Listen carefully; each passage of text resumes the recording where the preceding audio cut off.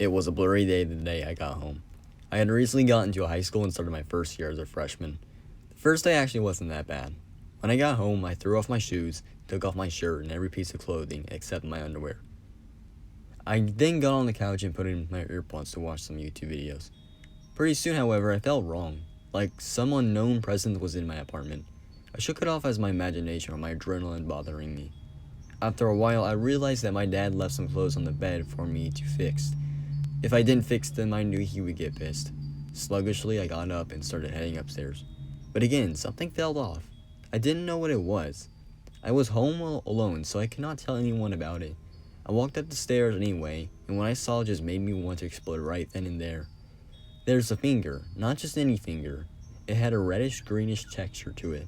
It was nearly 10 inches long, and the scariest part was that it was curved around the door frame on the side. I let out a scream of both dominance and fear and anger as I ran down the stairs and out of the door. I stayed outside for the remainder of the time until my dad got home. We both went inside, but I have never told about the finger to Dad. He'd probably be insensitive and say something like, "Oh, it was probably just your imagination." That's why I have never told him. It was gone anyway by the time Dad got home. I'm just glad I did not see what was behind the door, because whatever it was, I would not have made it out of the door. I used to live with my brother a few months ago. For the sake of this video, I will not address or say his name. Let's call him A. And for my dog, well, her name is Pepper. Pepper was recently adopted by my brother as a puppy. She was naughty at times, and even a little antagonizing, but there was always times when she was sweet and playful, though she was pretty rough when it came to horseplay. Pepper was a cute and lovely dog until one day she started acting weird. Like something was off about her. She wasn't usually all excited or pumped up to see us. Instead, it looked as though she was irritated when we came into her room. Eventually, I figured out that she did not like me especially. Now, I never liked dogs as much as cats, but I still cared for dogs. One night, though, she really disturbed me. I was sitting on the couch about to go to sleep when I saw the glooming yellow eyes of Pepper in the dark kitchen. We lived in a trailer, so the kitchen was right next to the living room.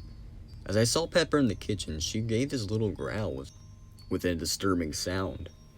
I was a little moved by this because she also smiled. It wasn't like a smile a human had at all. Her smile was excessively big and unnatural.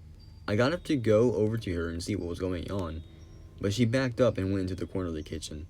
Confused, I sluggishly walked back onto the couch and fell asleep. The next morning, I could not help but tell my big brother and his dad about Pepper's weird behavior. They both shrugged it off as my imagination, or she is just being nice. But then I told them that she actually growled at me with an unpleasant sound. They both looked at me wondering what I was talking about. Eventually, they both went to work, and my mom. The whole day, I sat there contemplating what was wrong with my Pepper.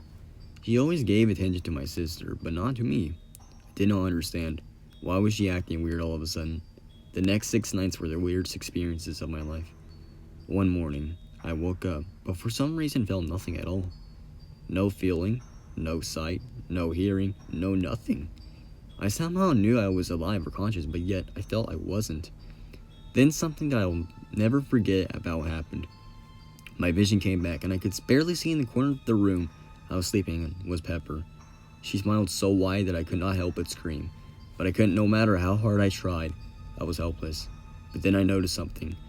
There was this pouring sound coming from the other side of the room. For some reason, now I could stand up, and what I saw was the worst thing imaginable. There I lay, my lifeless and scarred body pouring out. Each second, more and more blood was gushing out. My face had been ripped off, my eyes had been chewed, and my body had overall was just done for. And then I saw the wide grin of Pepper staring back at me. If only I had a real body, I could get help.